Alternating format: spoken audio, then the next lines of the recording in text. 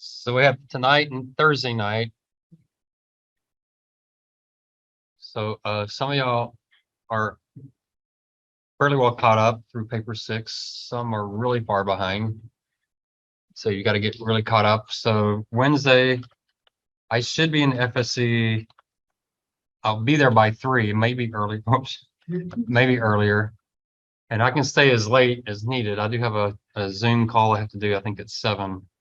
But I can be there if you want to get paper 7 done, so you can get the 10% bonus. We can set that up. If you're having trouble with paper 7, you got 2 major things to do, and then that last part that I'm not a big fan of. Get those first 2 done, and then do your best on that last part, and you should be fine. Paper 8, you really probably want to do. Has anyone tried paper 8 yet? Have you done it all in the FSC on Bloomberg, or did you do it? No, I did it separately. Separately, so you can do it off the internet probably pretty easily, but it's easy to do it. You could probably sit down in a few hours and get that paper knocked out. It's not a lengthy paper. I'm going to wait until Thursday to talk about paper 9, so we'll finish up paper 9. I want to give y'all, I want to collect more examples to show you kind of what that format looks like. Next week, my presence on campus will be very unreliable because I've got to grade a lot of papers next week, so I need to be home grading, not up here. So if you desperately need me, you're gonna have to kind of figure it out. What I could do is, if you're really desperate, I don't know if the FSC will be open, but if it's open, you could Zoom with me from the FSC and I can help you from home, kind of that kind of thing. But so tomorrow, Thursday, and Friday, I'll probably be here Friday. I have to do a presentation next week and I need to get all that data. So, and I might have to make one more trip up here, but I'll probably do it just real quickly to get data before the presentation, maybe on Tuesday. So, we're running out of semester. I'll probably be here this Friday, maybe in the morning, but I'm not exactly sure. So if you're hoping to see me a specific time, like Wednesday 3 to whatever is very free, except for a Zoom call. I can't remember exactly when, but a Zoom call somewhere in the evening. At 7, yeah. So I got a Zoom call tomorrow at 7. Otherwise, but if I finish my Zoom call and there's nobody here, I'm going home. So don't assume you're going to come up here at 11:30 p.m. and where were you? You said you're going to be here. So because I have to get stuff done myself. So Thursday I'll be here from say 5 to 6, but I have a meeting at 6, from like 6 to 6:30. So Thursday just hit and miss. I will be here Saturday for an EMBA class in the afternoon. So if you're really desperate, catch me. I could come in a little early on Saturday. You could get some data or whatever you need to do, but you have to tell me. I'm not going to assume. You can't assume I'm going to be here. Beyond that, Friday, Sunday, Monday, Tuesday, those type of days, you can definitely get a hold of me either by Zoom or by email or by phone, and we can go through whatever you want to go through. But we're getting close to the end. So you got 7, 8, and 9. 8 and 9 are the 2 easiest of the 9. 7's not too bad. On paper 7, if you're expecting me to do the model for you, you better tell me that before Friday, because I can't build a model. Although, Luke, you got like 95% of it done through Capital IQ. It's possible I could do Capital IQ because I do have the default numbers in the major files, so it is possible. But I prefer not to build a model from scratch in Capital IQ. That's just going to be a little much. If you want to build your own model, tomorrow will be a great time. I can sit there and help you with it. Then you can get the 10% credit because you built it yourself. So you also need the data from Bloomberg for that second part of paper 7. And if you're not sure how to do that, then make sure you get that this week. So if you're having any issues, you can get my help on that. All right. So 7 is the last time you absolutely have to have Bloomberg, although 8 would be pretty good. Questions on any of that? So I don't like giving incompletes, mainly because there's very few students who actually complete incompletes. I can't even type the word incomplete. But in a desperate situation, if you have at least 5 papers, I'm willing to do it. Fewer than 5, they better be really strong 4 papers, not something you threw together to get 5% credit so you can say you did the paper. The official rules used to be you have to have 70% of the work in the class done and it has to be passing. But since COVID, they've let professors kind of have their own rules. So if you can get at least 5 papers in and they're fairly decent, at least passing papers, then I can give you an incomplete. But if you do that, then you need to finish everything by next semester start. And I'd say by year end. Don't let it, if you let it feed in, I think I had one student in this class who had an incomplete that turned them all in the next summer, and they were really exceptional papers. So he really had some health issue or something that came up. So he had a legitimate excuse, and he actually turned in some really, really strong papers, but that's pretty rare. Probably 80% of the time, they're emailing me a year later saying, can you please give me an F in the class because I can't graduate if I have an incomplete. So they're actually begging me to fail them in the class because they didn't do anything the whole time, and it's just sitting out there incomplete. I had one student say, I thought it stayed incomplete forever. It's like, no, it turns into an F a year later. So yeah, it doesn't just go as an incomplete on yours. So that's, to me, is gives you a few extra weeks, but I would plan that you're going to use those few extra weeks pretty intensely. What else do we need to talk about on this? Grade rubrics. What I'll do is, so paper 7's due this weekend, right? So once I get your paper 7, I will message you your rubric detail on Blackboard. So you'll have everything there. I have to do it through Blackboard. I can't email it to you, but I'll message it through you on Blackboard. So you'll have your detailed rubric and you can look at what you want to correct. As far as corrections,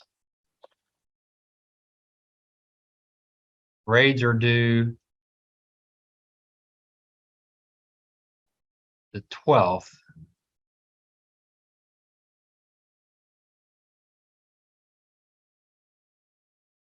So I need all corrections by December 11th. And what do you think is the most important thing there?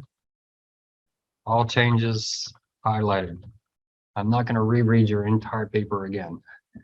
Just don't have that kind of time. I'm pretty burned out. Y'all are burned out in a semester, but I'm pretty burned out in a semester. It's a lot of grading. You should see the life insurance paper I just graded. And there were 25, 30 page long papers in a class of 40 people. That's a lot of reading. So we're all burned out. So highlight the changes so that I can see what you changed. If you don't highlight it, I probably won't even look at it because I'm just too exhausted at that point. All right, anything else? Process admin wise. So it's a tough class. I want to talk tonight. I want to talk some careers in security analysis because this class was a good test case. Oh, I can't type anymore at all. So I do my classes pretty weird. Some students just can't handle it. A lot of students, they want exams. They want stuff every week. They want me with hard deadlines that you have to meet. I don't do this class, or most of my upper division, I don't do like that because that's not the way finance is. And finance is not accounting. Radically different. Finance, you have no one on your case until it's too late and then you're fired. So if you're finding that, you got to get it done when you get it done. If you can't handle that, security analysis is probably not the career for you because it's probably, I can't think of a more autonomous job than security analysis, but it's a very autonomous job. You have your own control over it. So I started my career as an accountant, and every minute of my day was structured. I knew exactly what I was supposed to do. There was a month closing process. I got these stacks of paper I had to go through and make entries, journal entries I had to make, had to do accruals, had to reconcile things. Every day was essentially a plan for me. And then when I moved over to finance, all of that went away. Very autonomous. So let's talk I don't know how many of y'all took this class because you want to be a security analyst. Is that true for y'all, or you just couldn't find another elective? So let's talk finance careers to start with. Some of y'all have seen this before, but the most obvious thing to do is corporate finance. And that's where I started. And my recommendation is always, if you're not sure, start in corporate finance. That's just the most obvious thing. There's a lot of jobs there. There's thousands of companies. If I were you, I don't know how many of y'all graduate in May. Any of y'all graduating in December? So some of y'all got a lot of jobs lined up. What is your job officially? Middle market banking, JP Morgan. So it's more corporate banking. So it's really corporate finance. Yeah. So if I were you, firms are hiring. I know you're hearing about all these cutbacks that are going on. Firms are hiring. If I were you, I'd take that Russell 3000 I gave you, sorted by industry, by size, and I would apply to the top 5 biggest companies in every industry. I would just go on their website and apply. I would be applying to 10 to 20 companies a day, just over and over and over again. So corporate finance, then you have investment management. That's where security analyst is. So corporate finance is usually called financial analyst. The nice thing is, when I started my career, financial analyst was almost 90% accountants. It was really hard to get a degree with a finance degree. My best friend had a finance degree, but he's also accounting. So he did both and he got a CPA. So now USA is almost 50-50. They hire a lot of finance majors now, not just accounting majors. So that's the financial analyst. You got investment banking. Any of y'all interested in investment banking? Some of y'all tried that field. Any of y'all got jobs there? Investment banking. So what is investment banking? It's the M&A side. It's the structured, debt issuance, equity issuance. It's the stuff that you do that where you're just stressed out all the time. Wealth management, my least favorite, but some of y'all might be in wealth management. Any of y'all want to be in wealth management? I mean, it's not bad to say that just because I don't like that industry, but so wealth management. And then you just have other specialties. So you can work, most finance people work in finance. I do have one student, former student, he's up in New York. He works for the Transit Authority. He's essentially a decision analyst. So decision science, they will hire finance majors. They usually say quantitative finance, which I'm not real sure what that means. If you're double majoring in finance and management science, does UTSA have a decision science degree? Y'all know? It's just part of the management science field. So you can do that. If you do that, you have to have a whole lot more stats, a whole lot more programming skills. So but I've had some students, the student who's working there, his job is almost 100% Python. It's really a cool job, and it is very finance related. He's helping the Transit Authority essentially do scheduling and equipment purchases and those kind. I mean, it's really a cool job. I should have him come speak at the university because it's a really interesting job. But boy, his Python skills have gotten just pretty incredible. The corporate finance side, your goal, you only have one goal on that side. What do you want to do in corporate finance more than anything else?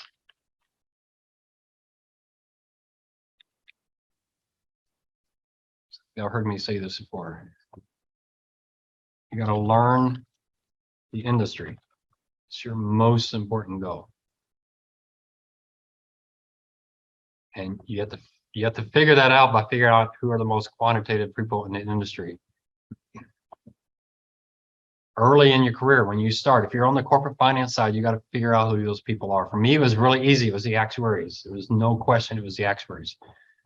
You always know who it is because you're in a meeting and a really complicated question comes up and they all turn and look at this guy, the actuary. So I became good friends with actuaries, which is really easy to do because most of them don't have any friends. They're very antisocial people, which is why they're actuaries, especially on the life insurance side. And so it was really easy going over to them and saying, man, I really want to learn what you're doing. And it got really, really easy to do that. On the investment manager side, your goal is to learn industries and your companies. So it becomes a little more difficult here. Investment banking, your goal is to learn your industry and a few companies. So kind of depends on what you want to do. Ryan Himmelberg, he started out on the investment banking side, on the sell side, and he only had to follow 10 stocks, all in consumers. So he was able to learn that industry backwards and forwards. It's a huge advantage.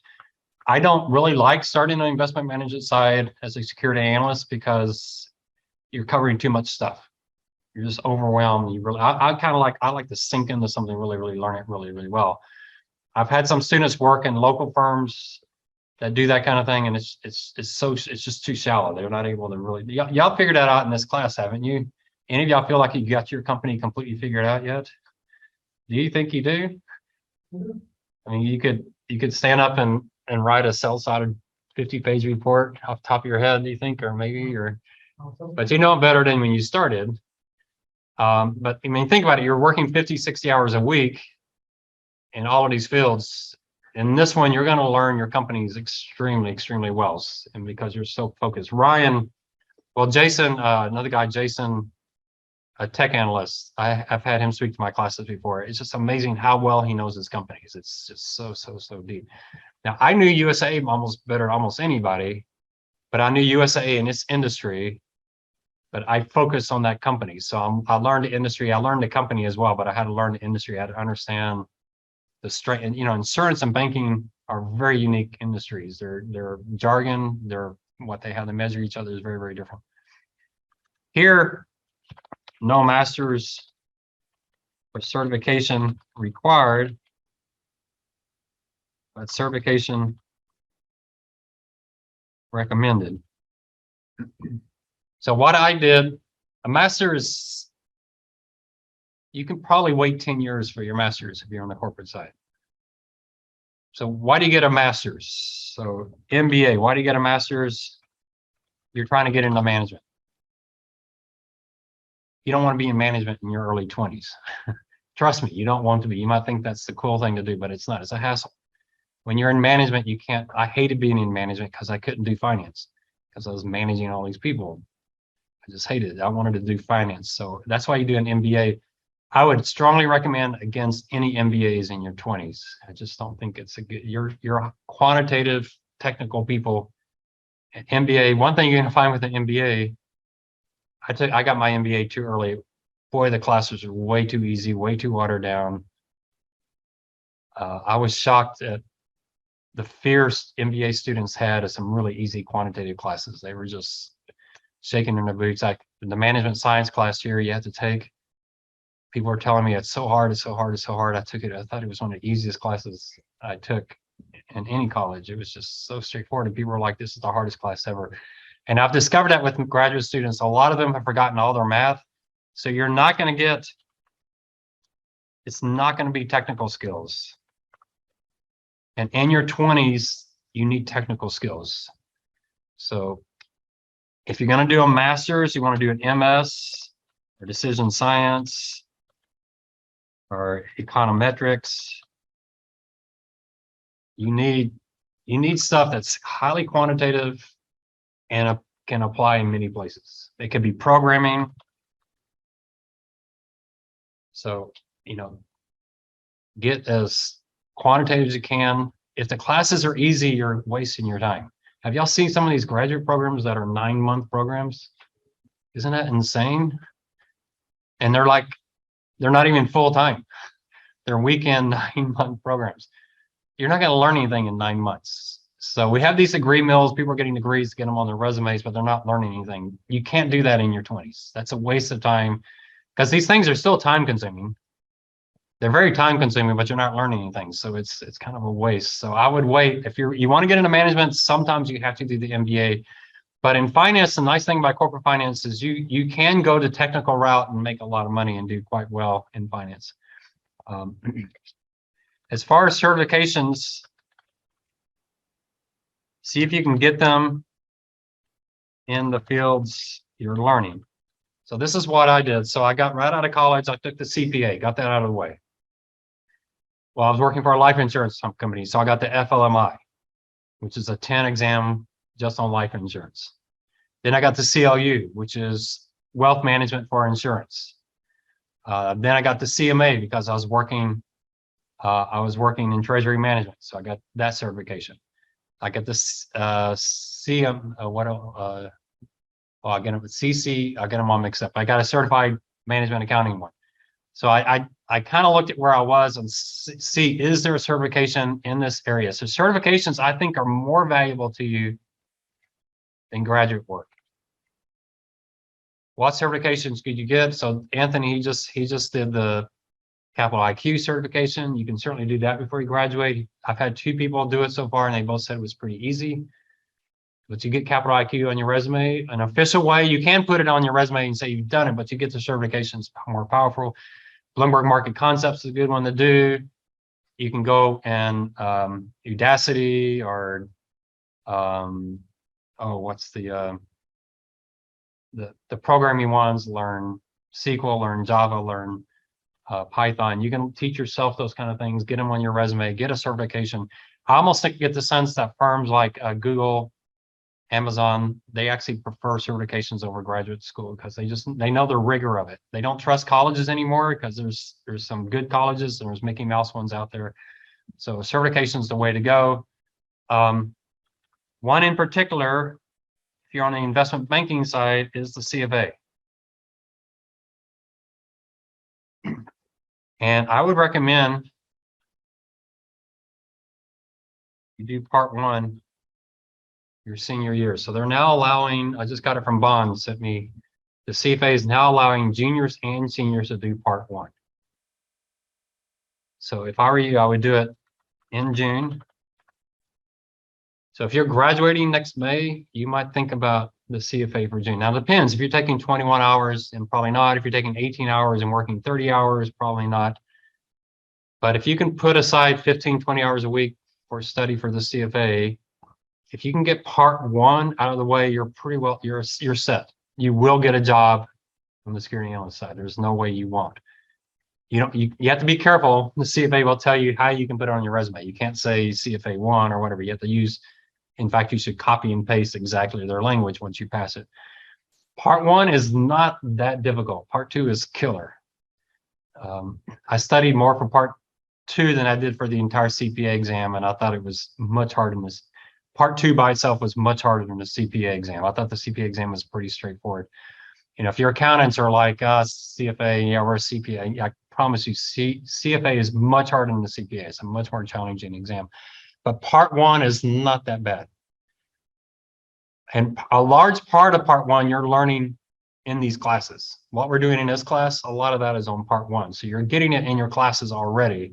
So it's not a lot of, part 2 is where you do the fixed income and the derivatives and that kind of stuff that you didn't have so much in part 1. I mean, in undergraduate. Let's ask this part 1, 2, and so part 3. It's 3 parts and you only take 1. Well, technically, I think you can still take part 1 in December and part 2 in June. I don't recommend taking part 1 in December because it's the same week as finals. So you can be kind of busy. But the nice thing about part 1 in June is that it's almost a good month after finals. So you got a month there you can study special kind of stuff. But the CFA is really, really critical. It is a tough exam, probably the second hardest exam I know of. The actual exams are probably harder. Although y'all could probably pass the investment part of the actual exam. It's probably real similar to part 1. I've seen that. That's the only part of the actual exam I could actually pass. I know it's harder mainly because a lot of actuaries are taking the CFA and they find it to be an easy exam, which really irritates me. But so if you can do the investment management side, you got to get on the CFA as quickly as possible. That's how they know you're serious. And it is such a tough exam that if you can pass it, they know you've got some intelligence to you. So how valuable is the CFA? So some of you have heard this story, but I can tell you, when I took the CPA exam, I was just regurgitating what I already knew. When I took the CFA part 1, that was essentially stuff I already knew. Part 2 and 3, I learned a lot of new stuff. And I already had my master's degree, but I was still learning a lot of new stuff in part 2 and 3. And in fact, I learned so much stuff entirely from that exam. I made recommendations at USAA to move like $15 billion in assets, entirely based on textbooks. And I almost got fired over it. The president of the investment company actually went and complained to USAA board about me. He was so livid that we're going to sell all these assets. But fortunately, there was a board member who had a strong background in fixed income, and he supported me. He was actually livid with the president of the investment company. So I won the argument, and we sold that 15 billion entirely based on what I studied. It was entirely off the CFA exam because I didn't have it in any other class. So just what I learned on that, I walked in USAA, said, we got to sell these $15 billion in assets. So it gave me, some of y'all have heard that story before. I mean, it gave me confidence that, yeah, we're not looking at these assets correctly. This is a dangerous asset. But I also knew my industry really well. I understood why that asset did not make sense in our industry. The actuaries have been telling me that for years. It's like, can we get these guys to stop buying these assets? So that gave me even more confidence. But the CFA is somewhat unique in that you're actually learning valuable stuff. You're not just memorizing stuff you've already learned. So it's a powerful exam. Now, what about up here? You can get the CFA in corporate finance. It's not as well recognized. I would start off with a certification in your industry. And that's what I did. I was just looking at where I was when I went in treasury management. It's like, okay, is there a certification in treasury management? I found that when I took the exam. So you just kind of look at where you are, get the certification so you can get the certification and the experience onto your resume. And there's a lot of certifications out there. There's probably one for banking. I don't know if you went to Valero, if there's a certification for petroleum engineer or whatever. There's all kinds of certifications out there. As far as the work itself, I worked tremendous overtime in both of these jobs, probably more in corporate finance. Your most overtime is going to be investment banking. So investment banking, the education is you don't have time. You're not going to do it. You're too busy. You're working so much overtime. So just forget it. Your goal is get out as fast as possible. Right? Your investment banking, you're just getting on your resume. It's a horrible job, too much overtime, too much stress. I was talking to Ramsey in Houston. Oh, the poor guy. He came to 2 of our dinners, but he just wanted to talk. This was like get it off his chest. He was doing really well. He enjoyed it, but the hours were terrible. The stress you could tell it was getting to him. I remember Ryan Himmelberg, he started on the investment banking side. He said, I'm gonna stick to it for 3 years. Everybody leaves after a year. I'm sticking to it for 3 years. And then a couple months later, I got an email, hey, I'm applying to the buy side. Can you be a reference for me? So he got out after about a year. And they're used to that. So you can get away with it. You can go work for JP Morgan or whoever for a year. They're expecting you to apply and get out on the buy side. So the buy side, this is the buy side. This is the sell side. The sell side just looks so good on the resume, especially if it's in New York. It just looks really good on your resume. You make a lot of contacts. You get a lot of, good experience working kind of long hours.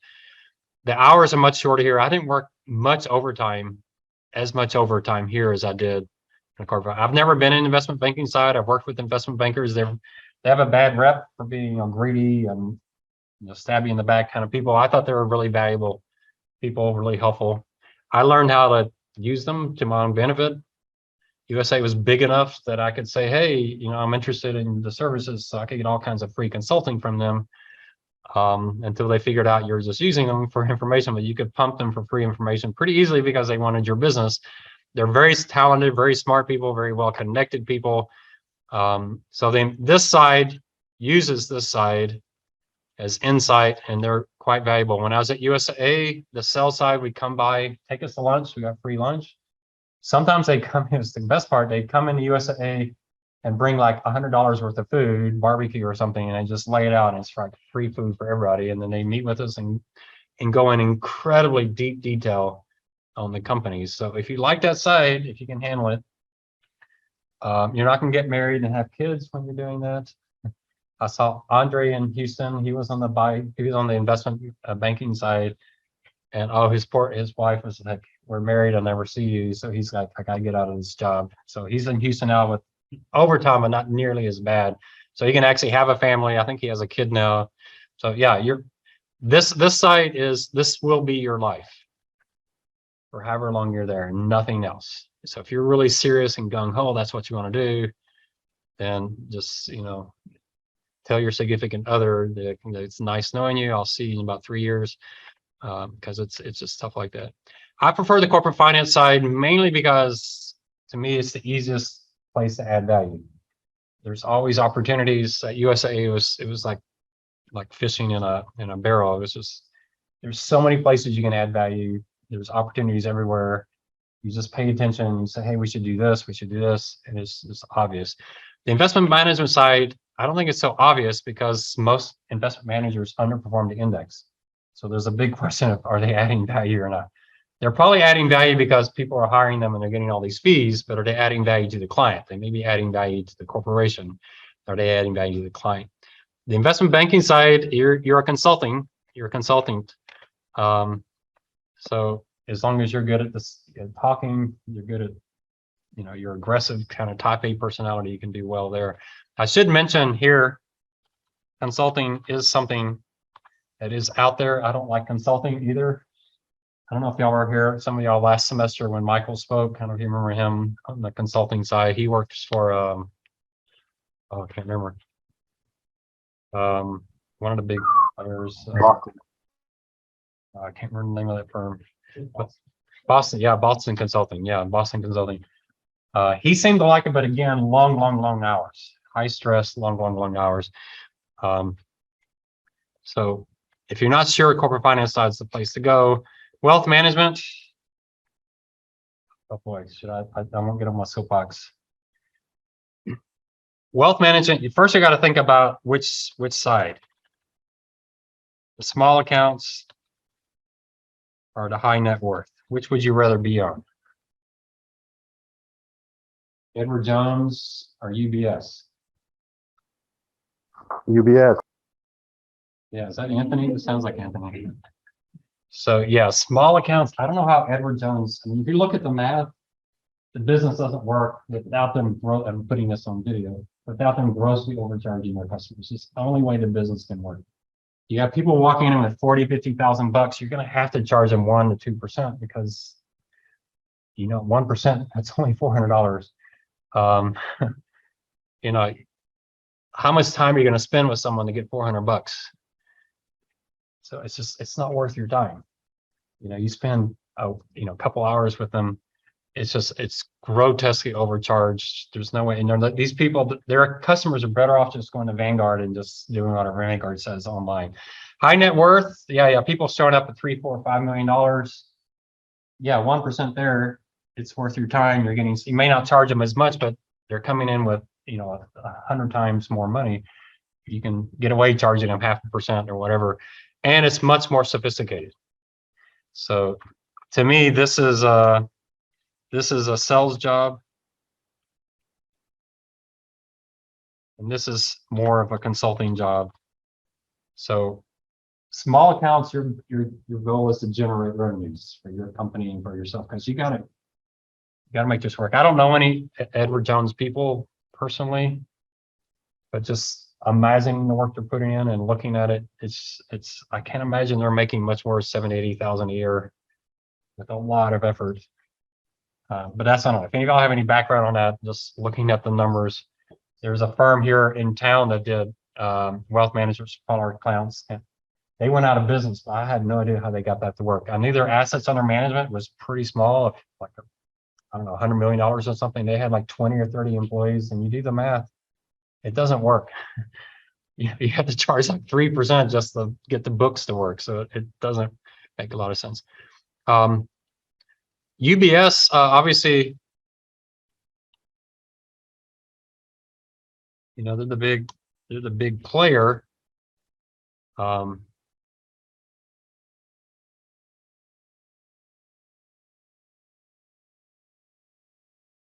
today.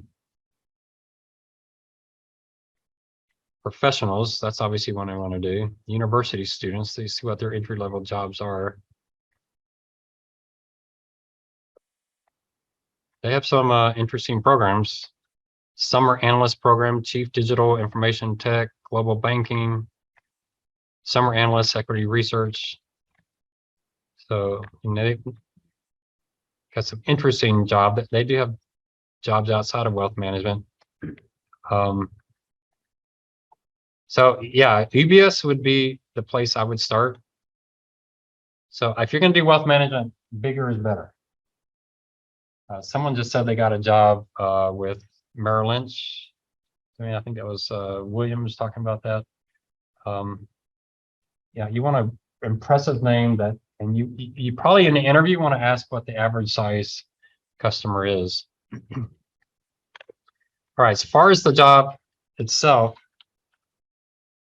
my job at USA in corporate finance, I started off in accounting, was in accounting for 2.5 years, got a job in finance by just completely whim, completely random chance. And then I sat down, fortunately, Lisa was there. So I had someone there that could train me because I didn't know what I was doing. I don't know why they hired me because the head of the department didn't like me at all. He didn't like type B personalities. I'm a definite type B personality. He only wanted type A's, but he told my boss, well, if you want him, you can have him. My boss was in a lot of trouble because he'd been looking for someone for over a year. He'd been advertising in Wall Street Journal and he couldn't find anybody because it took him forever to make a decision. So they hired me by default because my boss was in trouble. And so I go over there as like, I don't think I really want to do this, but here I took the job, so I'll do it. I asked him what I was supposed to be doing, and my boss said, you know, read your job description and do that. My job description didn't say much. It said make USA better, so it was pretty open-ended. So my job was to sit down and figure out where USA should be, what they should be doing to make them better. I did all kinds of analysis back then. It got pretty crazy. I was just pulling in data and trying to figure out where is USA weak. So a lot of this is compare firm to competitors and highlight opportunities and weaknesses. So that was my job. I was constantly looking for data. First of all, I was looking for data. So I found data in places that were very, very valuable. I was able to bring all of USA's competitors and all thousands of them into one database. It's a database that was pretty new. Not many people had it. It gave me a huge advantage. There was one point where Moody's was building a new model and they knew we had the data. So they're asking me to test their model. So I was seeing their model before anybody else was seeing their model, which is a huge, huge advantage. I was essentially working for Moody's for free, but then I got to see their model before anybody else did. So I could, you know, go back and say, hey, you should change this one factor. It doesn't look very good. So you're desperate for data. So why do I push Bloomberg and Capital IQ on you? Because that's where data is. You got to figure out where that data is on competitors and how do you get your hands on it. One of the problems with Capital IQ and Bloomberg is that it's data on public companies. So fortunately at USA, I had data on non-public companies because, you know, a big chunk of the insurance industry is not publicly traded. So you get those, you find those opportunities, find those weaknesses, and then you make recommendations. That was my job for 7 years. That's what I did over and over and over again. Every opportunity I had, you got to be creative. There was one job I had where I paid the custodial bill. So we hired Bankers Trust as a custodian, and then the investment side at State Street. And the bill was coming up for renewal. My boss said, well, we're paying too much. I don't know, we're paying $500,000. I don't have a clue. So I went Treasury Management Association and said, what studies have you done on custodial banking? I said, we've never done one. So now what do I do? We're paying this firm $500,000, which back then was a lot of money, only $1 million today. I don't know if we're paying too much or too little. I don't want to do a request for proposal. Y'all know what that is. You go out and, you know, you bid the business. I don't want to do that. I don't have that kind of time. But I want to know what other banks charge. So I came up with this idea. I'll go out to 10 banks and I'll tell them I'm running a survey of custodial fees. And I want to know if you want to participate in my survey. And that's how I did it. I'm not moving business, but we might. You know, I always throw the little fish out there. We might, you know, if Bankers Trust is grossly overcharging us, we might give you the business. 10 banks provide their services. One bank was charging like $150,000 for the exact same thing. So I go back to Bankers Trust and say, yeah, you're charging us like 3 times more than you should. They cut their bill 70%, paid my salary for a few years in one project. Now, what's the downside of that? I'm getting phone calls from these banks. Hey, you're going to switch to us? No, we're going to stick where we are. But, you know, you have to be just that creative. You don't have the data. You got to come with the data yourself. You have the advantage on the corporate side that you're the customer. So people are going to jump when you call them. That's, you know, USA is not a massive firm, but, you know, you got $100 billion in assets out there. You can tantalize people a little bit. You know, they're not going to refuse a call from USAA, and certainly, you know, you can move a few billion over to them. They're going to be interested in that. So that's what you have to think of. My biggest project for USAA was liquidity and solvency. So here's the other thing you got to do is you got to just jump out there and take huge risks. So one thing you have to realize is you may do something stupid. They might fire you, but they can't torture you and they can't murder you. So the worst thing that can happen is you get fired, and even that's pretty unlikely. You got to do really horrible things to get fired these days because of all the legal issues, unless they're just firing everybody. So I remember this is what set my entire career off. So this is kind of being a step up. So my boss was out of town. USA's board was meeting. They come back because the CEO says, we can't do anything until this question's answered. My boss was working on the question, but he's out of town. He was always out of town. I'll put this on the record in case he ever watches it.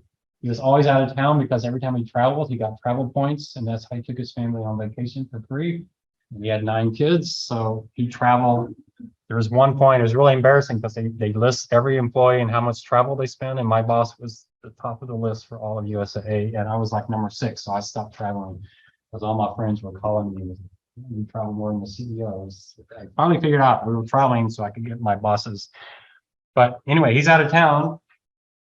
And so they say, hey, we need this question answered in 2 days. My boss had 6 months. And so my boss's boss comes in and he starts going on the whiteboard. He's going to figure it out. I go, Bill, give me 2 hours to think I can figure it out. We didn't have 2 hours, but he said, okay, Ron, you can do it. And about an hour and a half later, a light bulb came up. It's pretty cool. Light bulb come up, and I called Lori over. Lori, look, I think this works. And she got all excited. We run in there. In the next couple of days, we're in front of the CEO making that presentation. That could have gone horribly wrong. After 2 hours, I could say, I don't have a clue. Let's come back to the whiteboard. But sometimes you just have to step out and just do that. So you're looking, and to me, it's the kind of the cool part of the job. You're just looking for stuff to add value. And once you do it, so this set my entire career off. I was suddenly known as an analyst, and I suddenly started getting all these kind of job offers. After doing that for a while, the investment management company called me, and I moved over to this side. I was a security analyst, and what I did was exactly what you're doing in this class. Exactly. So if you hated this class, you don't want to be a security analyst. Trust me, it's the exact same thing. If you enjoyed this class, if you like figuring out what's going on with companies, if you saw your firm had an unusual number and you're really eager to figure it out, why did that number go up? It shouldn't have gone up. It should have gone down. Doesn't make sense. You're in the right field. Think about it. You're going to be doing what you're doing in this class. You're going to be doing it 50 hours a week, over and over and over again. So if you don't like that, that doesn't mean you shouldn't be a finance major, because this field, corporate finance, is radically different. They're 2 very different careers. I prefer the corporate finance side just because I can go home and say I added value. I knew I had a value. I could say, look at this project.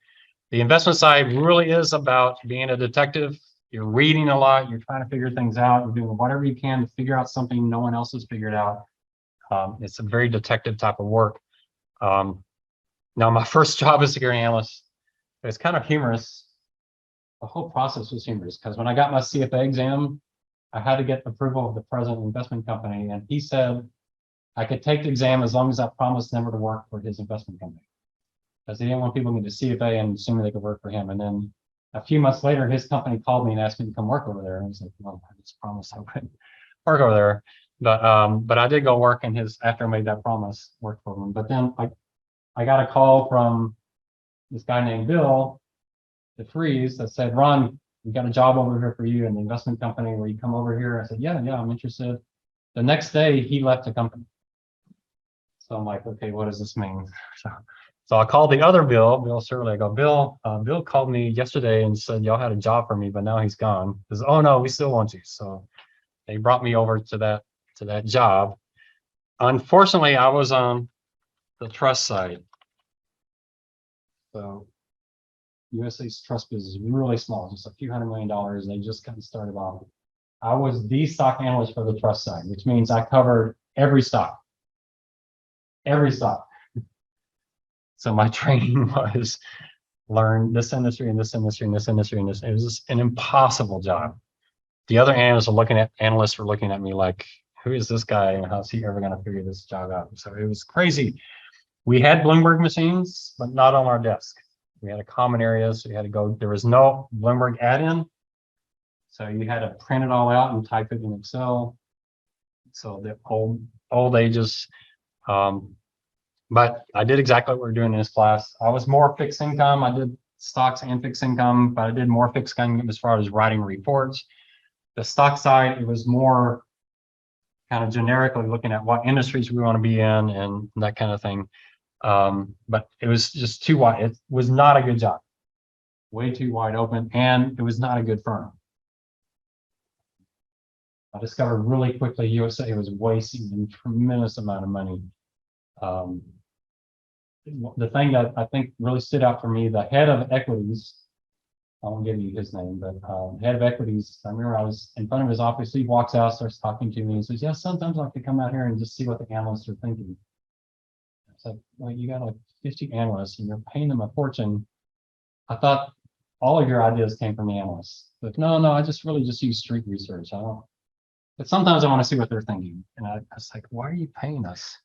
What are we actually doing? And I couldn't figure that out. I never had any clue what we were doing. The portfolio managers were just doing their own thing.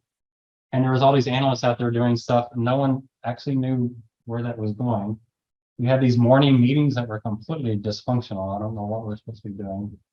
Analysts would go to investment conferences and they come back and talk about what they learned, and no one listened to them. They just kind of made fun of it. It's very, very dysfunctional. I think USA could have done that pretty well. If the fixed income side was very, very different. USA's fixed income was always very well organized, had a strong strategy, had strong leadership. The equity side was just mismatched stuff. I don't think they ever stopped to think, who are we? What are we doing? So that was not a good experience for me. I would not want to do that. So I have a kind of a negative view on security analysts. I think I might have liked it if they had hired me.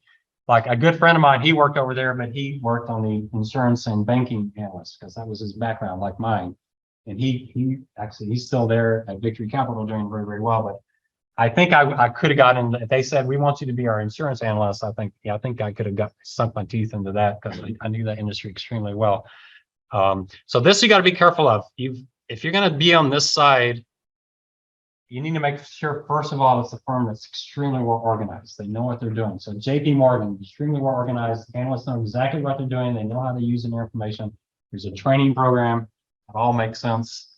But some of these firms like a Fidelity or those type, you just have to be real careful. It just might be, they're just hiring you because they need to have this many analysts and no one knows what you're doing. It's kind of crazy stuff. So not a good experience for me. I was only there for 9 months. After 9 months, they called me to a whole new department that we're starting, which is on the investment strategy side. So I moved back to investment, which I like a whole lot more. So you can kind of decide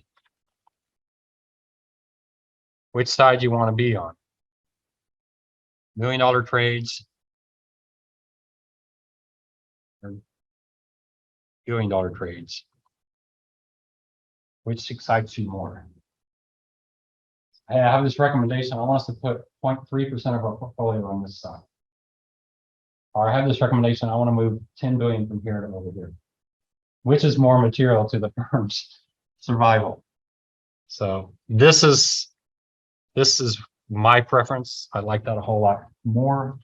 It's more interesting. It's more impactful, I think. So it just kind of depends. I don't know how personality-wise I'm not a real deep, I found in security analysis what you're doing, I got kind of bored with it. Because I felt like just reading this company over and over again, I kind of got bored with it. In the asset side, there was so many opportunities with derivatives and different duration convexities kind of things. There was just a whole lot more you could do. So you have to kind of think about your person. Anybody want to say, what's the personality of this person? They like the small picture, little pieces at a time and build it all up. I don't know. So, maybe my problem is I wanted to change the world. So I was like, give me some billion-dollar trades. It's much more exciting. This job I lasted in for about 10 or so years. Quite a long time. Radically changed the company. So to me, it's pretty cool. There was just 3 of us over there. We're just constantly moving everything around. It was really, really cool, really fun. Some major projects there. These are very different places. A lot of times in wealth management, you can move to asset strategy. So if you start on the high net worth side of a Merrill Lynch or at a UBS, there is an asset strategy side. They're the ones that build the models for all the high net worth people. They're the ones that decide this is what we're going to invest in. These are the ETFs. These are the asset classes we're going to invest in. So you can do that. It's not a bad career move. If I were doing wealth management, that would be my goal. I would want to figure out where are those people. Probably in New York, your UBS, maybe in Swiss. What's the scales on the people at the PE and difference? I would put those under the investment side. That's just a specialty. So private equity, you're probably not going to go from UTSA to private equity, I don't think. Most private equity is in Austin and Boston. They're going to be where the big schools are, MIT, UT Austin. If you want to do PE, you're probably going to get a master's from UT Austin or go to MIT. It's probably going to be required. Not 100%. So if you look at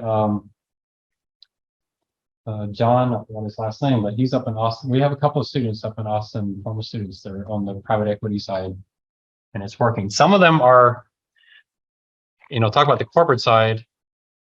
If I were you, this is what I'd be doing. If I can spell it. It's the startup side. If any of y'all had the courage to jump into the startup side, find the next Bill Gates or Mark Zuckerberg and jump into that side. I've had a few students try that. One student, Daniel, he's up in Seattle.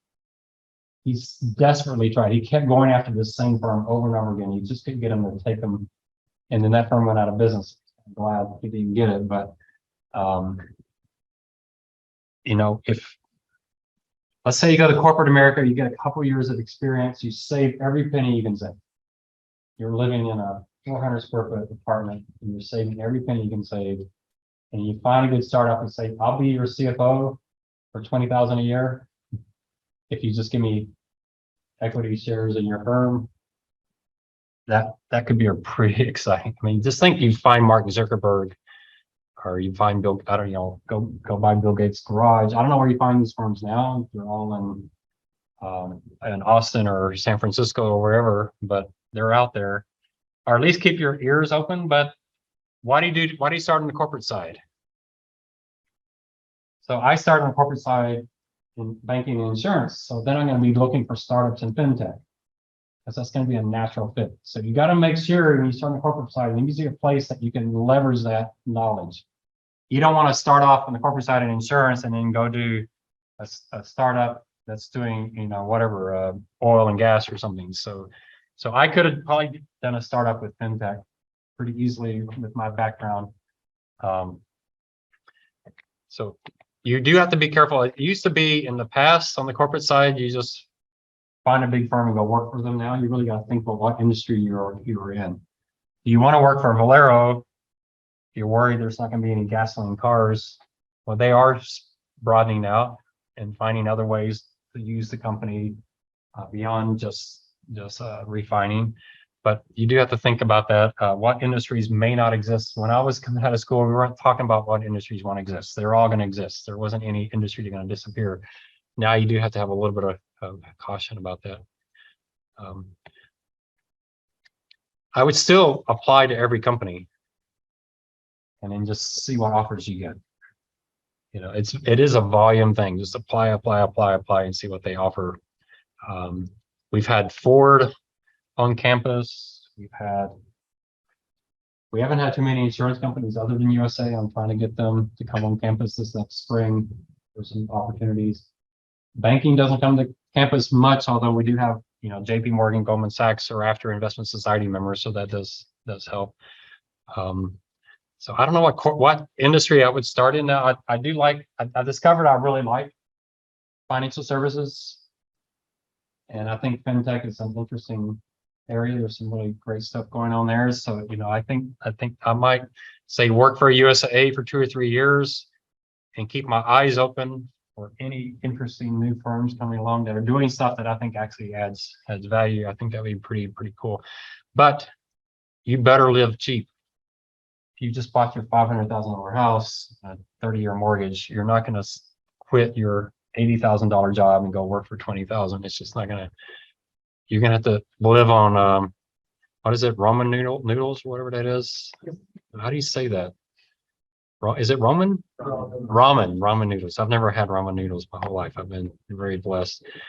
On the investment management side, the key, so this is a specialty. If you're going to do that, I mean, there's others as well, you know, derivatives, currencies, commodities. You know, there's a lot of specialties in finance that if you get a job there, you can just step in and become an expert in that and just deep dive. I had one former student, I probably told you this story, but he started a job as an option trader, and the day he started, the option trader that was going to train him quit. And so he was the only, his boss said, now you're our option trader. His first day on the job, you're now our option trader. And he figured it out. He was really proud. I lost contact with him. Boy, I wish I could have him come back and speak, because he went from scared to death to be like the most cocky person on the planet. He figured it out and he got it done. I know people that are options experts, futures experts, currency experts.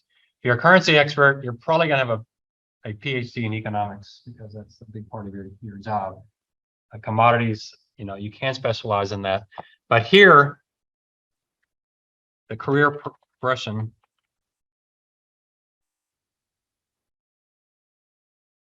is analyst to a portfolio manager. And that's it.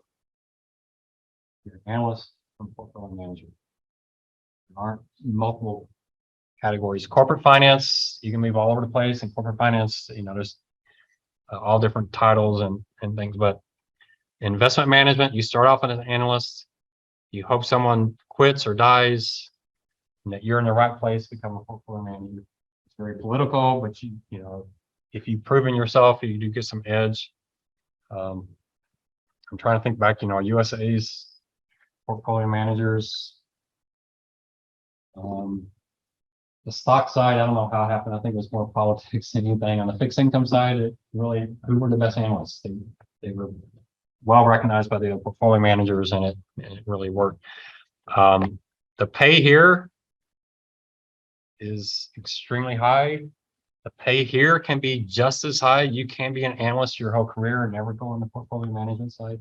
So the analyst is focused on individual securities.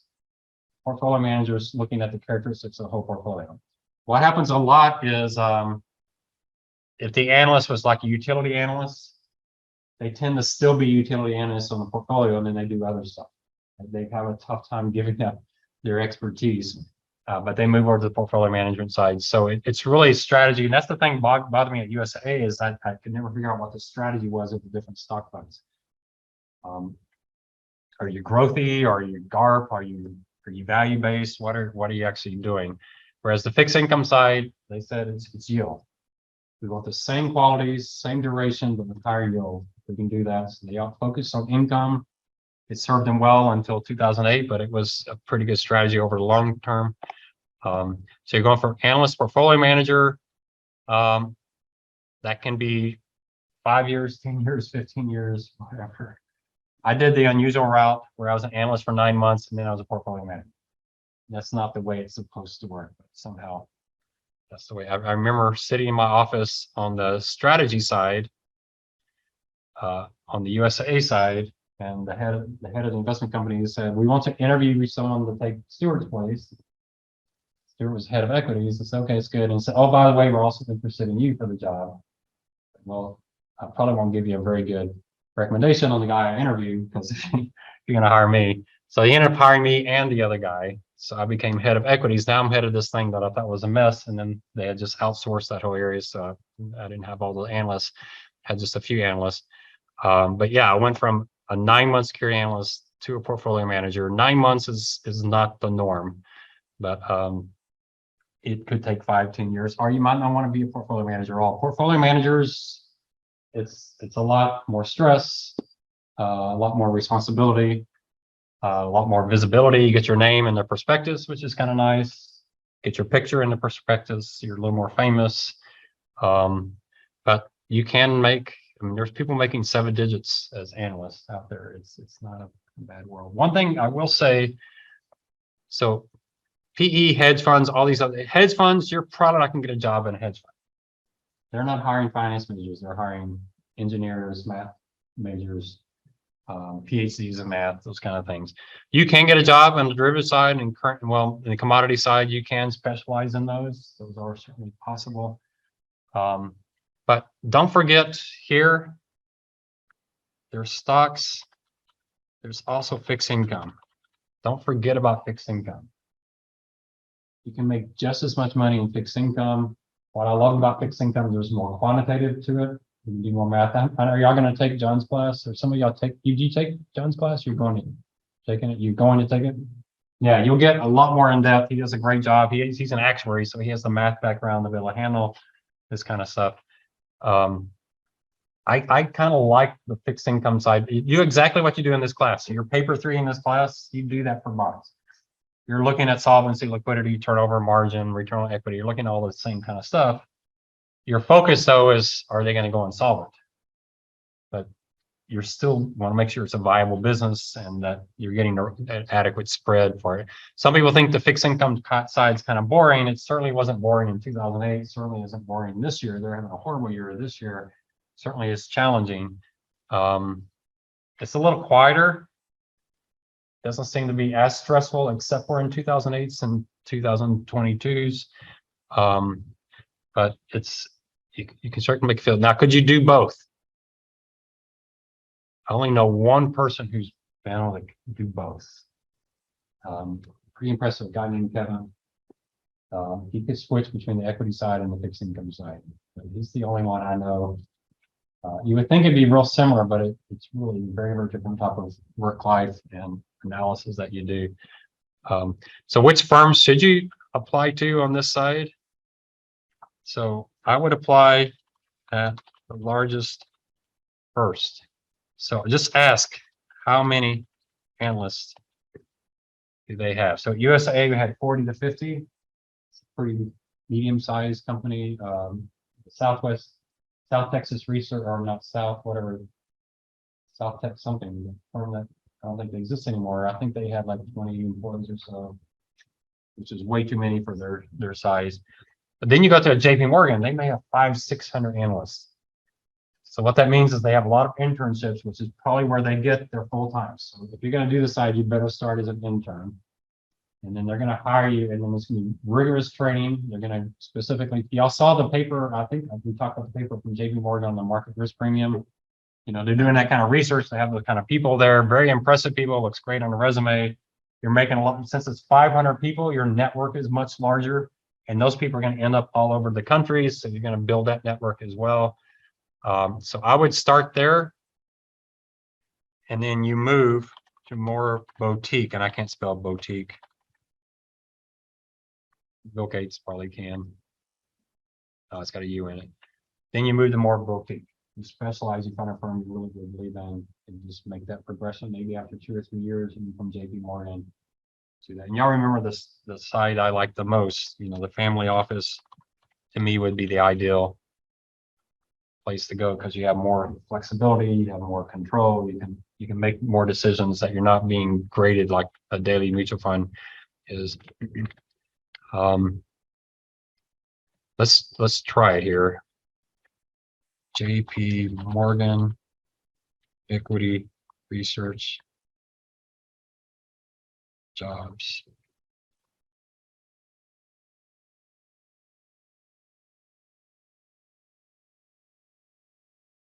$34. Is that LinkedIn? Is that what I went into? Technology. Structured equity team, small cap. Medtech science, health services. I had a student who's a medical doctor who wants to switch careers to finance. It's like, how do I do that? I said, well, go become a medical analyst because you're going to know stuff finance people are not going to know. So that's how you do it. It's that expertise. I had one of the guys I hired was he was like the youngest manager of an Albertsons in San Antonio. And I hired in my department not for that, but as soon as I hired him, 2 or 3 analysts from the investment side said, hey, can we talk to him? We want to know how Albertson does this, and this. So he knew stuff. That's your advantage on the corporate side. You work on the corporate side, you learn stuff that you can't learn. So starting the corporate side and moving to the investment side can be pretty good. That one sounds pretty boring. Corporate treasury reporting analyst. Integrated oils, large cap biotech. I mean, look, not biotech, but big biotech, which means what? You're small cap biotech. Did the large cap biotech learn different things than small cap biotech? How different are they? Brokers, asset managers, and exchanges. That would be a cool one. Large cap biopharma, utilities, and midstream. That's an interesting. Media advertising enablement. I don't even know what that advertising enablement. What is that? Is that a new field? Live entertainment. There you go. Chief investment analyst or associate, chief treasurer. That's a corporate finance job. So there's a lot of them out there. Housing investments. I wonder if they're actually buying residential housing. Boy, there's a lot of jobs. Do any of those excite you? So the way I think about it is, well, first of all, if you have 5 jobs, which one do you pick? Some of y'all got my secret on that. 5 jobs to choose from. The most challenging. The one that's, well, the most challenging, the one that scares you the most. All right, why do you do that? Because if you're thinking, I don't think I can do that, then you got to do it. You don't have any choice. You pick the scariest thing. When I took my first finance job, I was like, I don't know if I can do this. The head of the department, man, he's a scary guy. He doesn't like me. I can already tell. But when you sit there, that's the thing. You're all smart people. I can tell you're all smart people. When you sit doing something for 50, 60 hours a week, guess what? You learn. You will learn it. It's not fun. The first month on a new job is not fun. It's horrible because you don't know you don't even know who's in charge. The most important person in the department might be a secretary who's getting paid 1/20th of everybody else, but they know what everything is. You know, you got to better make sure. I was really good with secretaries. I knew the secretary what got me into the office of the CEO and the CFO, and I wasn't like, you know, patronizing them I was being genuinely friendly, but I knew to be genuinely friendly, and then I would see other people come in and insult them and be really negative. It's like, man, first of all, that's a horrible human being. But secondly, when you call to get a meeting with the CFO, he or she's going to say, no, I'm sorry, they're busy for the next 7 years. It's just not going to happen. So those jobs are out there, apply to a lot of them.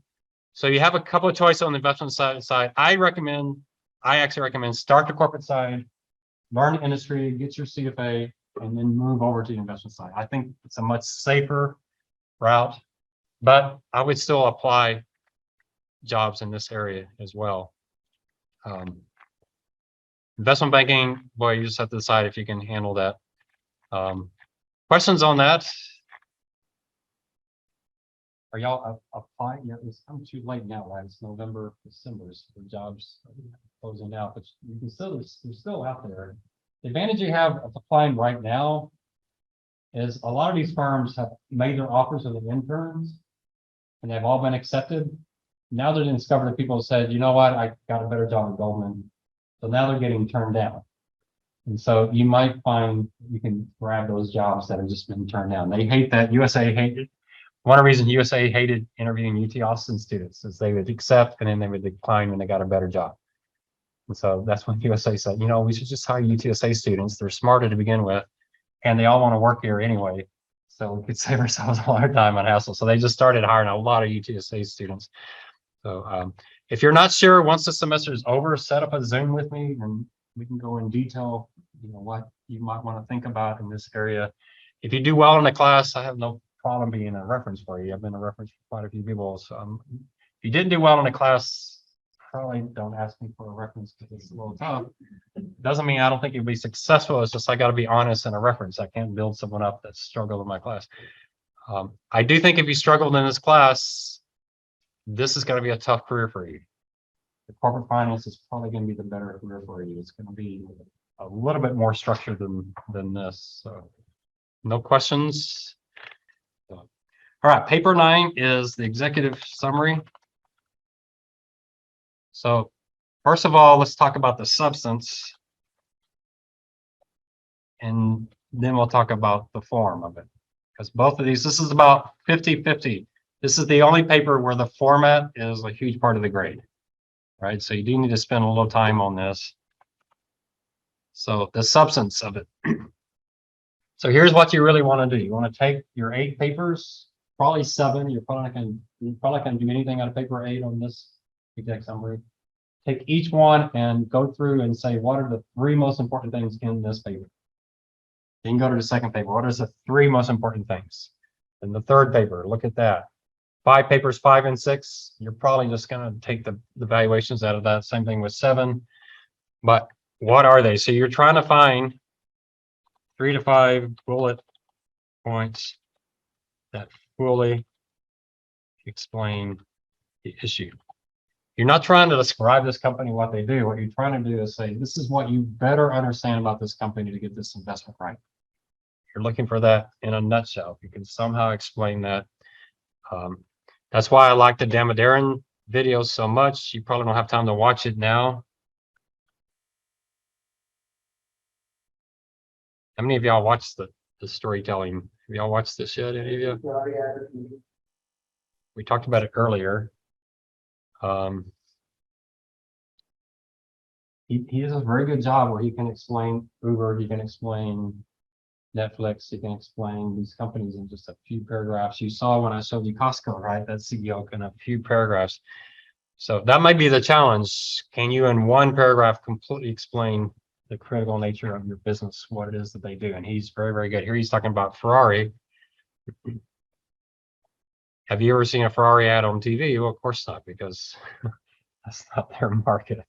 What are you going to say? Hey, come on down. We're going to sell $250,000. So what are those 3 to 5 points? So the other thing is the focus is on growth. Where is the growth coming from? What opportunities does this firm have? Now, if you remember from paper 3, where does growth come from? Anybody remember?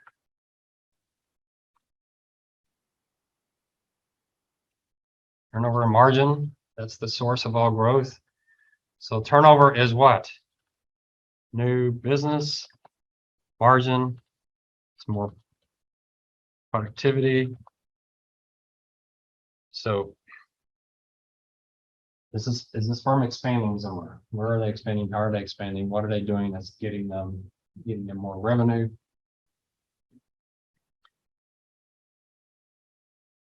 On the margin side, what are they doing to save money, to cut back? You know, it's like McDonald's moving to franchising. Those kind of things that have a huge impact on turnover and margin. That's what you're really looking for. So expansion, new products, new delivery, whatever. So if I was talking about Chipotle right now, I'd probably be focused on DoorDash. I mean, DoorDash is just crashing, isn't it, right now? Is it crashing because it's overvalued or is it crashing because the business model is failing? They're cutting back what, 10th of their workforce or something? Massive number. Is that because COVID was so good and now COVID's over, or is there something fundamental going on? Is Uber taking into their business? Is someone else coming along? Those are the kind of things you'd want to know. Netflix. I look at Netflix, it's how many new customers and what are they having to spend to get those customers? What are y'all watching on Netflix now? Is there anything exciting? The Bill Gates documentary, decoding Bill Gates. Decoding Bill Gates. Is it positive or negative? It's pretty good. No, I mean, is it positive on him or negative on him? It's positive for the most part, but it goes into when they broke up from conglomerate, like when it passed away and things. Okay, so they're not talking about vaccines or anything. This isn't the Robert Kennedy documentary. So someone did make a comment on that in another class, right? Yeah. Like Bill Gates and stuff. Oh, yeah, I mean, there's some people who don't like him at all. All right, so yeah, Netflix, it's really expensive to produce these thing programs. You saw Disney, the big issue with Disney with their CEO that just got fired was these movies moving so fast to streaming. And they radically changed this business model in a way that they just shot themselves in the foot. Those are the critical things. So you don't want this paper to be a lot of fluff on stuff that's not important. Your people that are reading this know the company already. They want to know the insight of what is the market missing.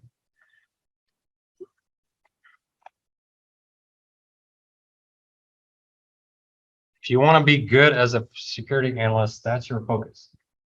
That's how you start sentences, even if you're not 100% sure, because you really don't know what the market's thinking. But you start sentences in an interview, would say that. I think what the market's missing here is that portfolio managers about fall out of their chairs when they hear that. That gets them really, really excited. Now, how do you know the market's missing that? You'd have to have some proof on that.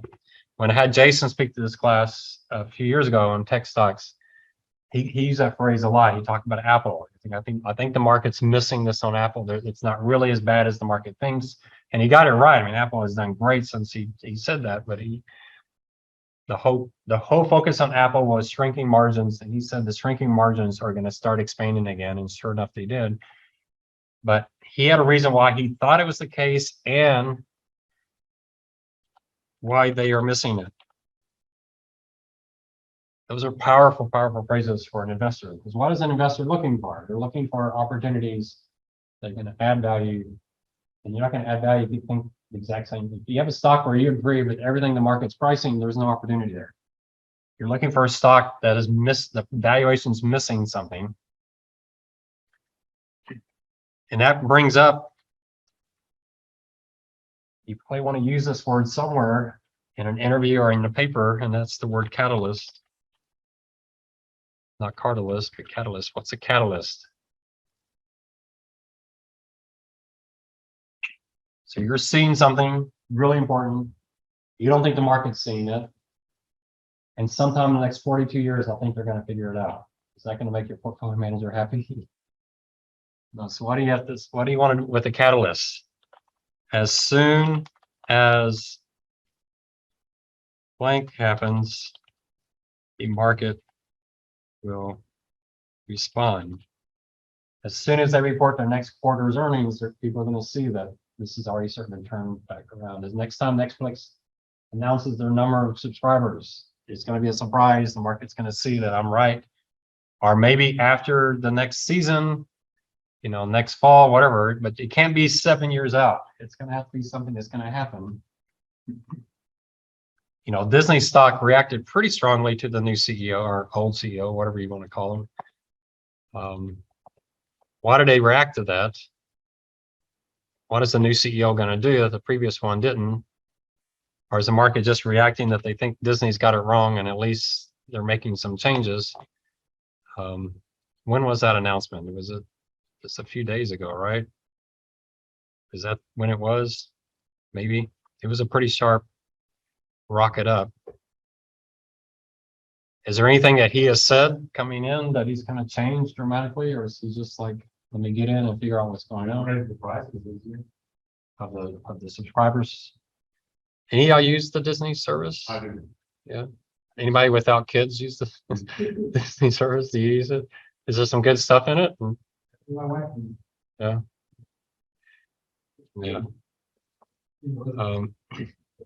But there's some debate about ESPN and what they're going to do with that. And, it's a complicated business. So if as soon as they get a new CEO, well, what's the new CEO going to do? Just saying you're going to get a new CEO is not going to help you all that much. The market reacted favorably on Facebook when he announced the job layoffs. I mean, it's like the market reacted like, okay, Zuckerberg finally gets it. He's on the wrong track. He's going to have to fix this. What do you think happened with Facebook as Zuckerberg left and brought a new CEO? That would be a very positive. You think it go down? I mean, there's some thought that Zuckerberg's driving in the ground because he's this founder that can't figure out that he needs to shift focuses. But who knows? But catalyst is really, really important. And you can't say the market hasn't figured this out, and you don't know when they're going to figure it out. So with Jason, with Apple, it's pretty simple. They're expecting shrinking margins, but I don't think they're not going to be shrinking, because if you look at what Sam, he had a really specific story. Look what Samsung's doing. Apple's going to be able with keep their margins pretty wide, much longer than the market thinks, and they're going to see it in the next 2 or 3 quarters. Not going to take long. That's a pretty exciting bet to make when you see something like that. So the word catalyst is very, very important in this. You do want to do it in concise paragraphs with bullets. So this isn't 6 paragraphs per point. You got to get it succinctly. So you need to sit down and figure out how can you make this point in as few words as possible, but convey everything. Can't be easy to do. It's not easy to do, but try to figure that out. That's probably the biggest problem with exec summary is students are just you're too wordy. You're too wordy because you've been trained that longer papers get better grades than shorter papers. And now you got to get into camp that shorter is better than longer papers, because you got to you got to say what is important here. So let me give you a few examples. This is going to kind of get to the format. So on the format, can't be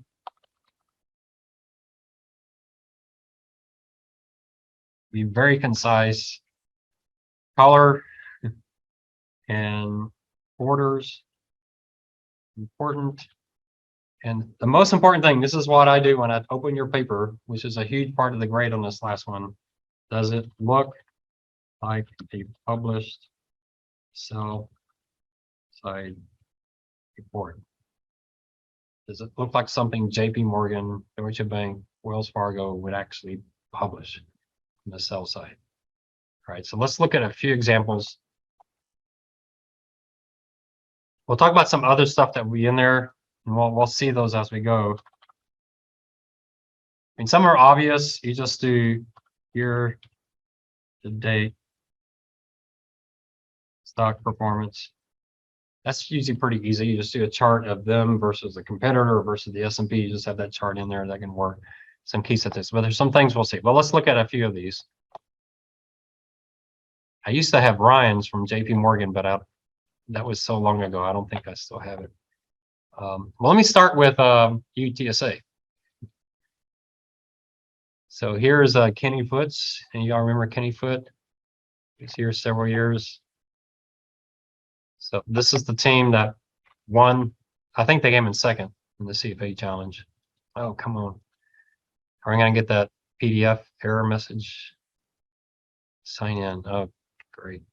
All right, I've had this issue before. Hopefully, well, no. Okay, how did I do this before? Let me try one more time.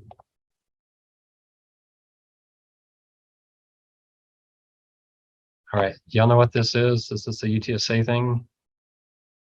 Maybe I continue with Facebook, I don't know.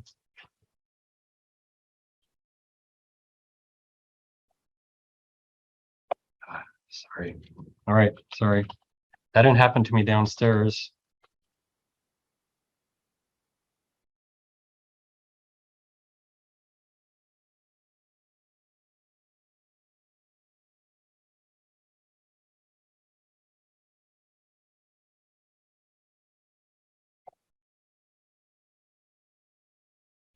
Okay. All right, let's see if any of these will load. So let me try let me try Collins. Anybody have a clue why Adobe's doing this to me?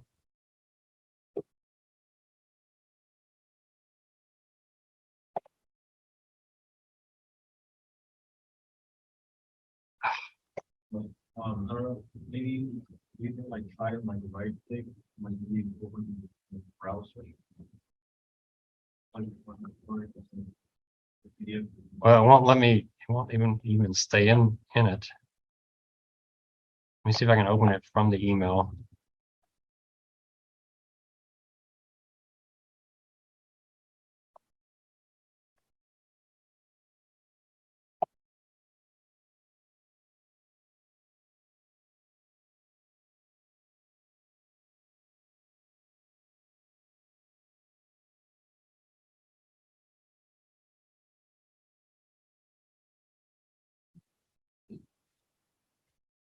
All right, well, that's loading. Let me show you how to get into some of these because it looks like it may not let me load them.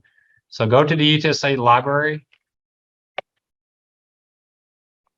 Click on databases and go to M. I think I've shown you this before. I'm going to show you again because it's not the most logical thing. So merchant online is where you're going. And you have to log in, or you may already be logged in just through your UTSA account. Now you have all this stuff up there. There's a lot of really good stuff up here, but we're going to use this one right here, InvestTex. All right, you'll see that the second to last one, InvestTex. I think InvestTex used to be its own company there for a while. So we're going to use InvestTex. Click on the company or ticker. And let's put Target in there. Click on the company. And here's the strange thing I don't really understand. Okay, I want Target, but you got to tell them you want Target. So you have to hit the submit button. And then you have to tell it, oh, I want to see what you brought up.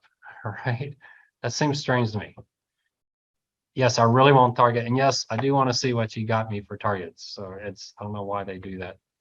And then what I'm looking for is something specific about Target from a reputable firm, not Market Field, but from a reputable firm. So I'm looking for Target type of write-ups. There's JP Morgan, but it's not about Target.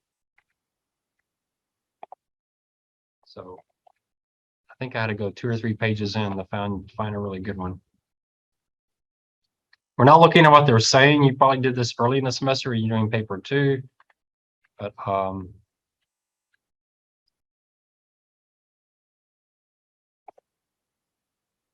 here's one by Deutsche Bank.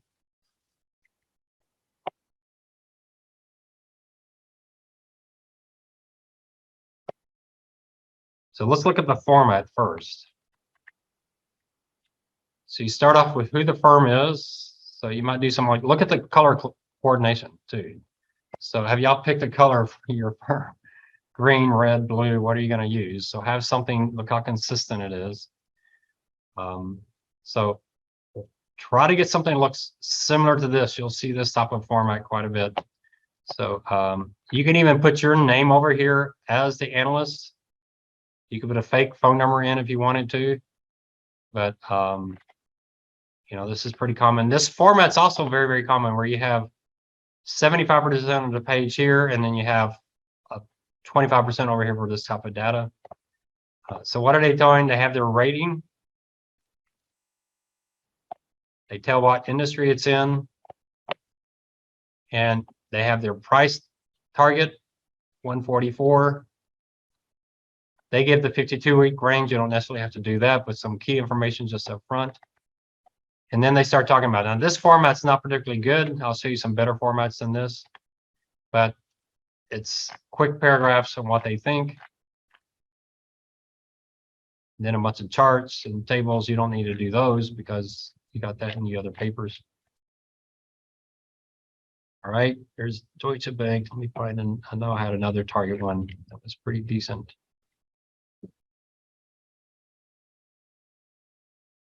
Oh, here's a JP Morgan one. They all seem to be blue to me. I don't know if there's ever like a green or red company. So, you know, pick a color. It's another blue. So the name of the company, what company they're doing, they have a title on theirs. They say overweight, that's the same thing as buy. Have a price target. And then they have the analyst covering it. So overall targets results disappoint, muted expectations with the guide down, which anchored our buyers lower call in the print, worse than expected. A lot of bulls and bears. Positive catalyst. What do you know? There's that word right there. Positive catalyst path for 2023 remains. In our view, today's downdraft had more to do with delayed gratification than a structural change. Target remains the most interesting 12-month large cap stock in our coverage. Should comps accelerate from down? So here's specifically what they're talking about. Down, given seasonality normalizing and some help from colder weather, as we are modeling, this stock will quickly retrace back to recent levels. So there's their catalyst. They say exactly what it is. I'm not sure what LSD is in this context. From a catalyst path, this plus clean inventories, the receding of the weak electronics, toys categories, and the mix post-Christmas and then fourth quarter guide are, these aren't the greatest writers in the world. That's like 3 sentences locked into one. Removing the inventory overhang and perceived conservative guidance can do wonders for a re-rating. So that's what they're talking about here is there's some seasonal noise going here, some inventory things, stuff they're going to work out. Doesn't take much for this to work out fairly quickly, and the market's going to realize that they reacted to a temporary thing. You know, that's what they're saying here. They don't say it very cleanly, but they say it. That should give you some confidence. This is JP Morgan. These people are probably making 7 digits and they're horrible writers. You can just tell reading this, they're terrible writers. So you don't have to be Hemingway to do well in this industry. Yeah, hopefully y'all write, most of y'all write a lot better than this. So it's pretty weak. So there's Target. You don't have to necessarily look for your company. So just, I would put some of the big name companies in there. I think I looked at, well, we can look at NVIDIA. There's always a lot on NVIDIA because it's kind of a popular stock right now. 2,000, 3,000. So JP Morgan, but it's not about NVIDIA. It's about the semiconductors. So that's been great for paper 1, right? But not so much for paper 2. I don't like market line at all. I mean, if you click on a market line, look, first of all, it's 211 pages long. So if you click on a market line, it might take it 3 weeks to load. It's just gonna be chart after chart after chart after chart. That's just the way they are. So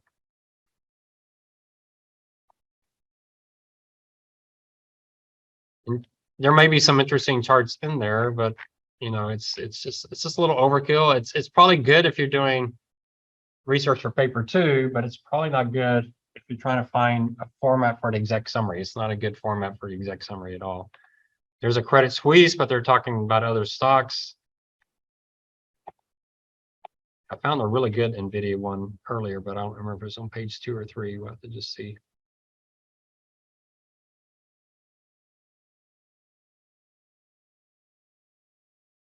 Oppenheimer, but no. I found a really good one for Wells Fargo. It might be this one. So here's one. NVIDIA from Wells Fargo. What color is Wells Fargo? We'll see. USAA was blue. Is every corporation blue? Is that? Oh, well, wait. Their logos. So, they're orange. There you go. So, they give the industry. They give the name of the firm up there. If you want to create a logo for yourself, you can certainly do that. Total purchase obligations, prepaid supply agreements, inventory, deferred revenue, and remaining performance. Very, very technical. They don't do a lot of defining of their terms, so you'll quickly get jargon that, like you saw with JP Morgan or Deutsche, you start seeing these acronyms, LSD. You're like, what does that even stand for?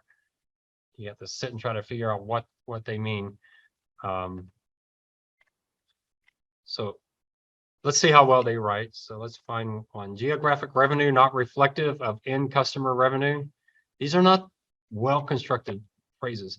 There are 10Q reports that U.S. revenue totaled 2.1 billion, up from 1.9 billion in the prior year and year ago quarters. Respectively, revenue derived from Taiwan totaled 1.1 billion, China revenue is disclosed. I mean, that's a pretty useless paragraph. That could all been done in a table. Compute and networking graphics. So this looks like an earnings call kind of summary report. You go one more page and see. I found a bunch of really good ones and loaded them, but I don't think I can show you any of them. Let me try one last time. All right, so if you look at that one, that's an Apple one. Product availability tracker, pro lead times moderate. Does any of that make sense to you? Pro lead times, anybody can tell me what that means? So they go really, and this is Apple, you know Apple pretty well. They made, what is pro lead times moderate? Cycling past trough, but far away from balance. Does that mean anything to you? It's so poorly written. So in week 12 of our Apple product availability tracker, there appear to be further encouraging trends in relation to supply improvement, which lead times for iPhone Pro models moderating in most regions outside of China. They assume you've read everything they've done before and they just start in the middle of it the next paper. It's just really, really terrible writing, but y'all can do a lot better than that. But I'm looking more at the format. You need to have somewhere up pretty close what your recommendation on the stock is. Probably one of our worst CFA research teams is they couldn't decide if they were going to do a buy or a sell, so they did both. And as soon as I saw it, I was like, there's no way there. You can't say, well, in this situation, it's a buy, in this situation, it's a sell. That may be true, but you can't, you just got, if you're not sure, flip a coin and go with that, because you gotta be committed. Let's see if I can find another one. I had a really, really good one I want to show you, but may not be able to show you far enough down to get to it.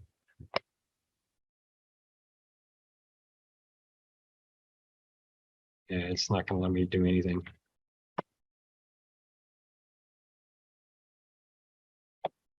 Oh, I just did that one. Sorry.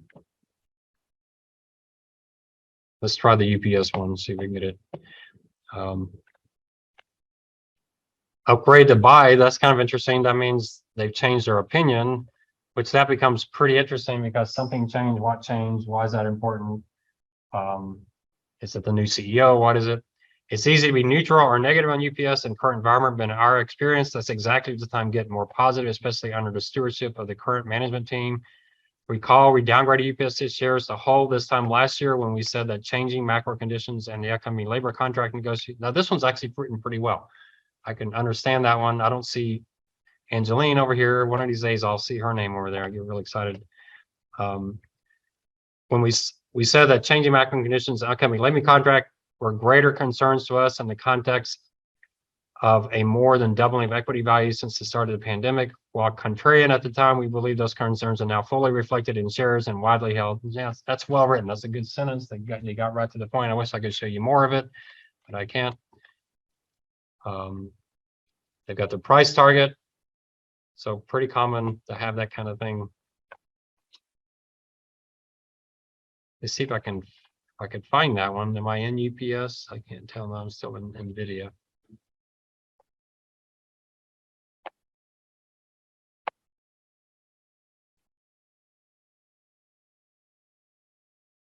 You do have to check, you do have to type on the name. If you just type UPS and do submit, it won't be able to find anything. So you have to actually type it and click on the company, or it doesn't know what you're doing. And then you hit submit and then view, and then you can see what comes up. All right, I'm going to see if I can find Kenny's. It's not that one.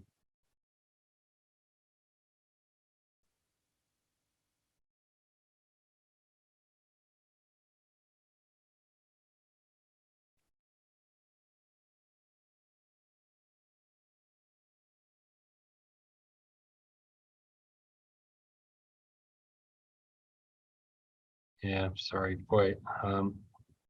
PDF is messing this up. All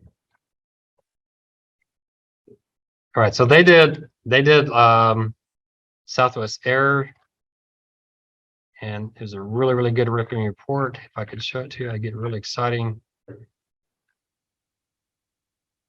I just found it. I should have forwarded it to myself because I don't know where it is.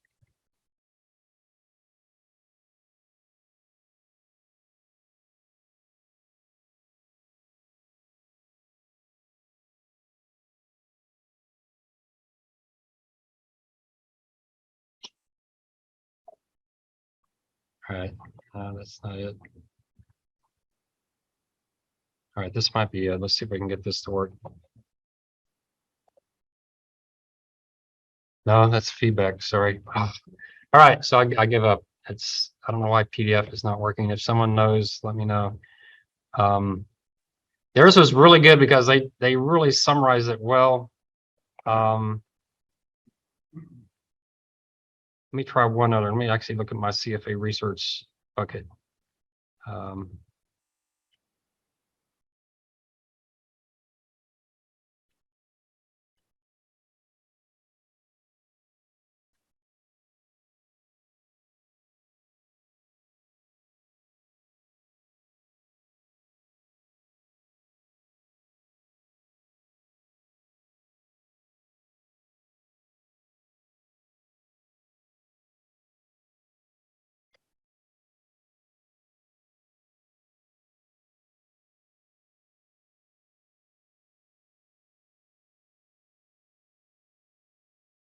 No, sorry.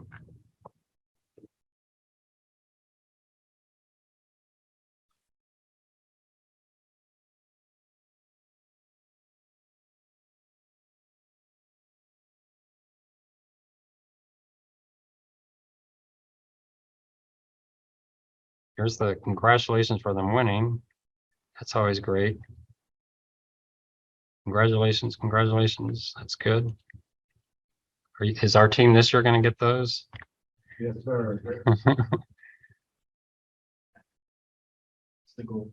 Here's the actual, I think, the actual announcement. Ah, here we go. All right, let's see if I can open this one. This is not, I wanted to see it here Southwest Airlines because I really like their format, but here's the team from last year. So they put Seiko in there. You know, I'm not a big fan of you using your firm's trademark because it almost looks like you're advertising them. Some people do that. They got the recommendation up there, the ticker, the current price, got a target price. Now they missed this by a mile, no question. I don't know if y'all, if you look at what this stock has actually done, it's kind of embarrassing. They had a hold or sell.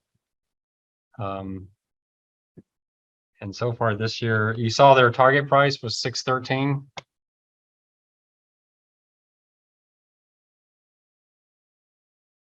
And it's doubled since their recommendations. So they missed it by a little bit.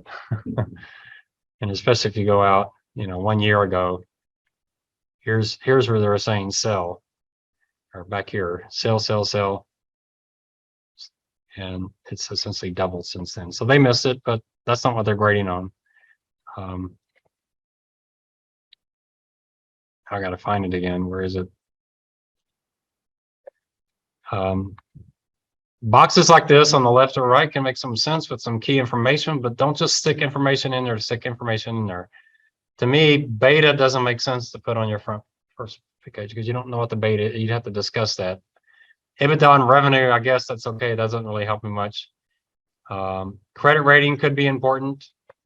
They do the trailing performance, but you're better to do a graph. So a graph like this works really, really well to show how the stock is done. They wanted to show it against COVID and how that's played out.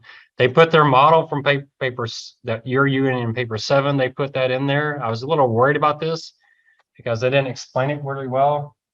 And this actually showed that it was a good stock and they were doing a sell recommendation. So they put a chart on their first page that contradicts their recommendation. That's probably not a good thing to do. But there's their one page right there. They put the industry in there. I don't know why it's saying what exchange it's on, but you see that a lot. So let's look at the actual recommendation. We issue a sell with a 12-month target price of 613. We arrived at this price through the use of the DCF analysis, some proprietary ranking model. There they go, paper 7, as well as detailed financial risk and industry analysis. That doesn't really say anything, but you got to put something down that like we're really rigorous, whatever that means. Despite an organically growing industry, Seiko has failed to produce meaningful top-line growth since 2016 for a few significant reasons. Management and board are extremely committed to an aggressive M&A strategy as the primary means of top-line growth and market share growth. This M&A strategy has yielded 2 CEO changes since 2013 and shareholders return declining to below industry median. With the current makeup of the board sitting unchanged, we believe the firm may continue the cycle of hiring CEOs until they find one that successfully executes the vision. That's well written. And that's what they're after is, that's the thing I noticed. This is a firm that's acquiring a lot of other firms, and yet their revenue hasn't grown any. They're in the middle of COVID and they're in the middle of global warming, and they have the word environmental in their company name. And yet you ask them about environmental and ESG and they don't have an answer. They can't say, they say, oh, it's really important. That's really important to us. Well, how is it important to you? Oh, well, we really like it. We think it's really good. It's very weak answers. And so, from that standpoint, my fear, and I think Bond pointed this out, that people were buying this company in an ESG portfolio and they hadn't reported their ESG yet. And when their first ESG score could actually be pretty bad because they're actually not all that environmentally friendly. What's going to happen to a stock people are buying in an ESG portfolio that has a really bad ESG score? Secondly, which is what they talk about here. Environment has the E from ESG in their name, but it is not yet a significant growth driver. It is discouraging to see a company that has been catering to the ESG movement for the past 10 years not produce meaningful shareholder value and growth. Despite the firm continue to transform their portfolio via M&A and not growing with the ESG movement, we believe the current stock price is overvalued and warrants a sell. And then they have it in bullets again, essentially saying the same things again. This is pretty well written. They did a good job. We went back and forth wordsmithing it to try to get it succinct, but they did a pretty good job there. I wish I could show you. I'm going to try one last time because I can't give up. I think he sent it. He sent it to our team.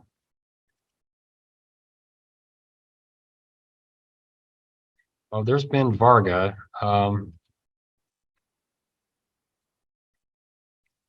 His team won with, I think, Valero.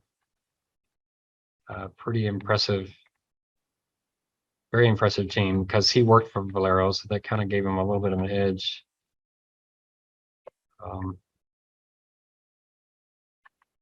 He does have a best practice list if y'all want me to forward that to you, how to be successful.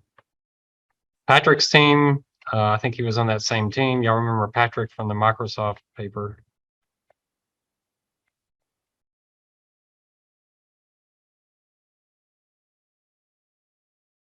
Final report. We'll look at theirs. I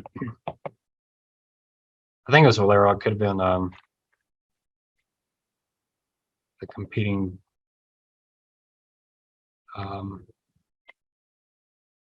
Endeavor. So Endeavor is a refiner marketing investment recommendation, reinitiate coverage with a buy recommendation.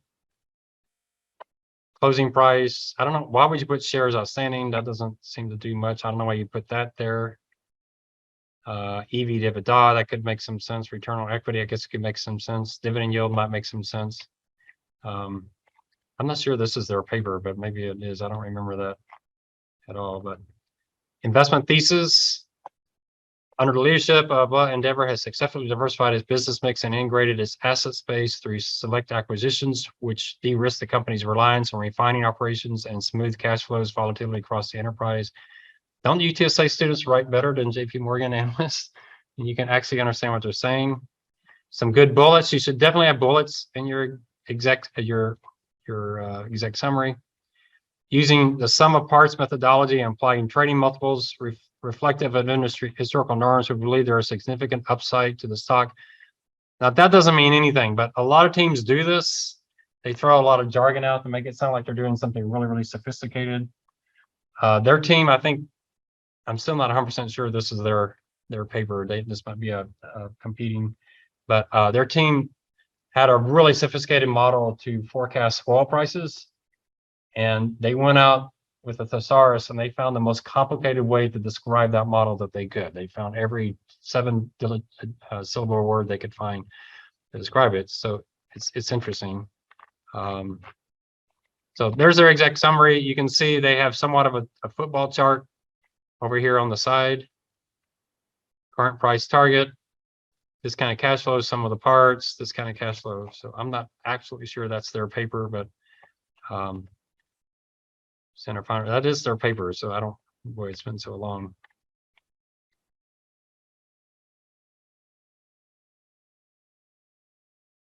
There's Fred's team. I don't remember what they did. There's Kenny.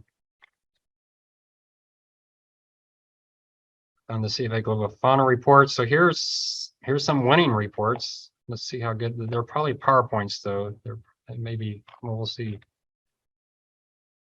Yeah, these are PowerPoints. So anyway, sorry, I can't without being able to do PDFs. I can't show you those.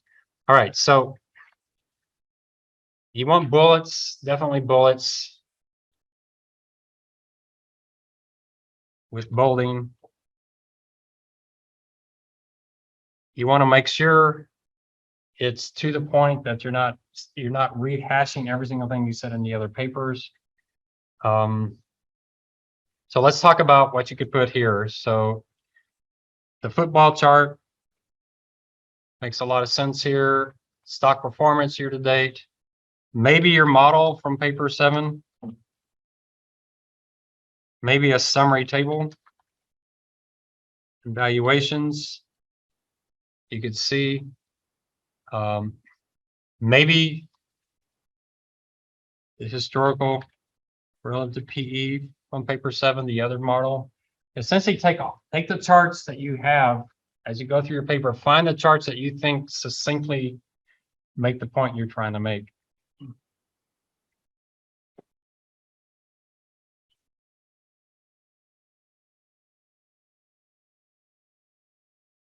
Now, one thing you notice on the papers that we had before that you could put into your paper is risk to outlook. That usually is a strong thing placed in there. So this is what we think is going to happen to this firm. This is the risk. This is where we'd be wrong. If this happens, we're going to be wrong. You want to tell your boss in advance, I'm assuming this is my catalyst, but if we see this, we should jump out and get out because we're wrong. So it's not bad to say,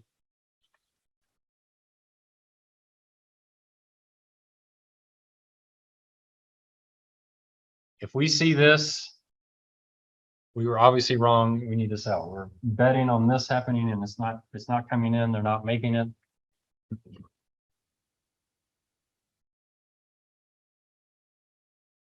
So you can have you can even call it at risk to our outlook, or to the outlook. You notice I'm using the word we. I would recommend you use the word we. And even if you're only analyst listed, use the word we. So you're speaking for your firm, even though your firm might just be used, use the word we throughout. That's pretty common. All right, I'm going to keep looking one last time because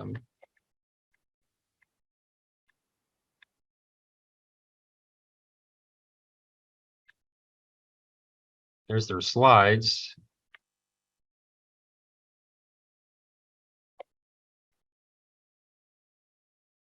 All right, this might be it. Maybe after all this time.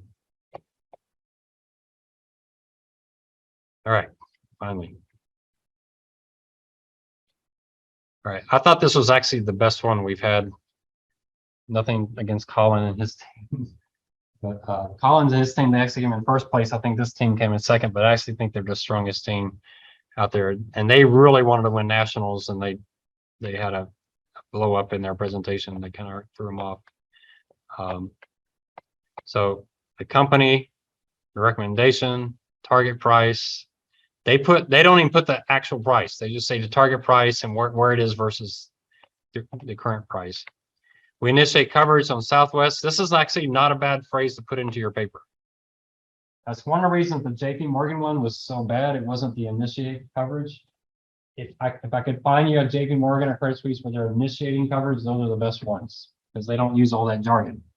So you might start this paper with those words. We initiate coverage on whoever you're doing, target with a hold recommendation. That's perfect right there.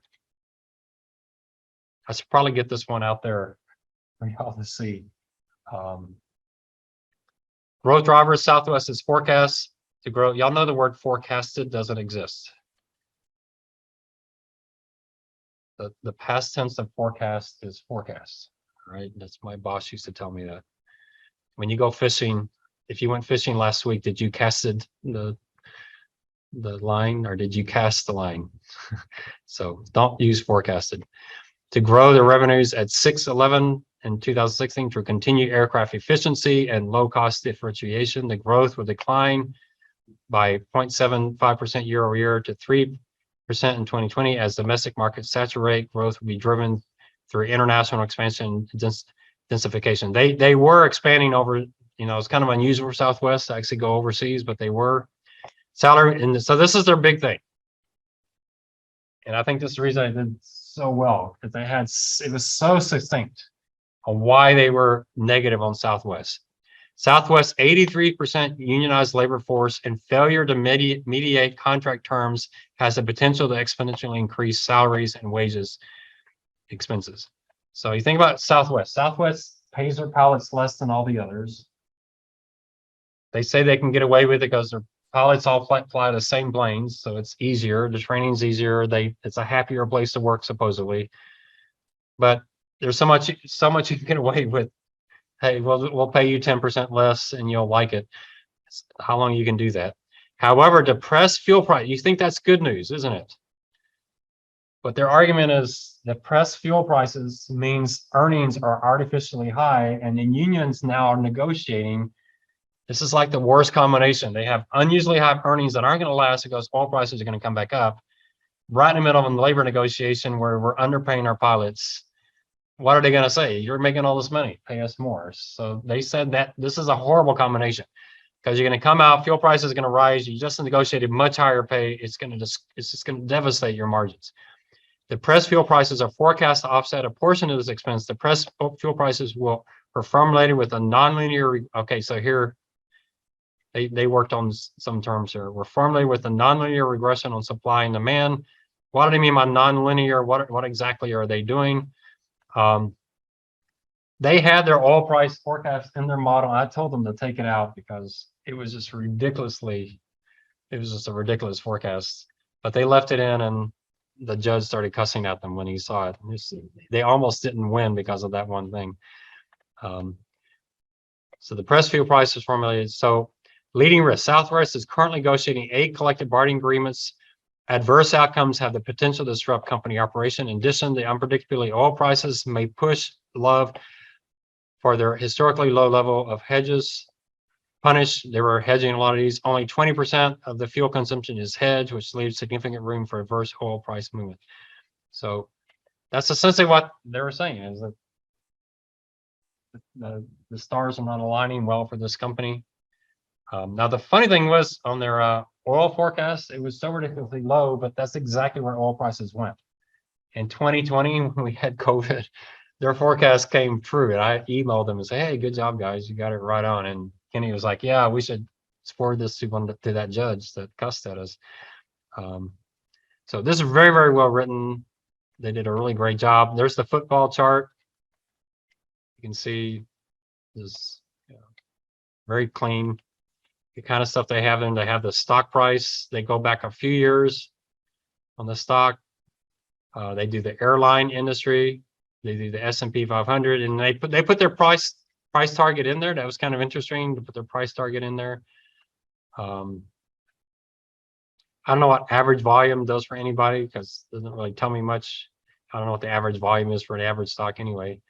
Market cap could be interesting. Return on equity, I guess, is kind of interesting. Dividend yield, I'm not sure if that tells you much. All right, so this is a good one. I'll have to get this one up to y'all so you can see. We're just looking at the first page. Once you get past the first page, then they're getting into the details on the company, on the industry, on the valuation. So it's really paper 9 is just this very, very first page. One other thing I failed to talk about was table of key financials. That's pretty standard in something like this. So you can see what they did. They put their forecasts in here. That's not that uncommon either. So they have revenue, operating margin, fixed asset turnover, I guess makes sense. Debt to assets, interest coverage, they put that in there, earnings per share, and return on equity. So that's a pretty decent list. So you might look back at your paper 3 or your paper 4 and see what could you do in a quick table like that. Pretty well set up. Notice the color coding that they did. Everything's blue throughout, dark blue, light blue. Everything they do is in. So you do need to think about color in this and keep it consistent. You really want to make it look as sell side as possible.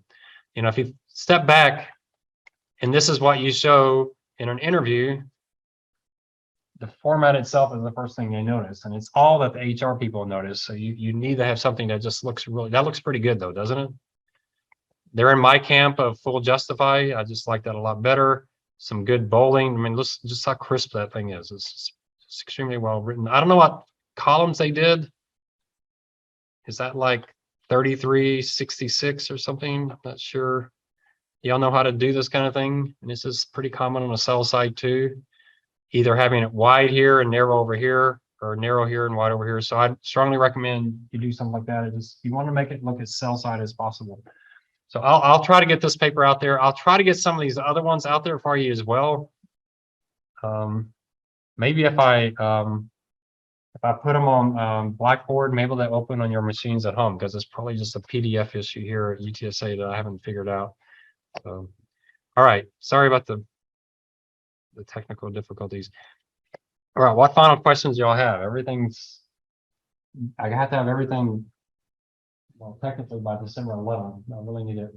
I mean, I can't get 50 papers at midnight on December 11th. The grades are due the 12th at 2 o'clock, and I'm gonna be on a bike probably in the morning unless I got too many papers to grade. So I'd like everything like by 5 o'clock on the 11th. So I would say that's the latest.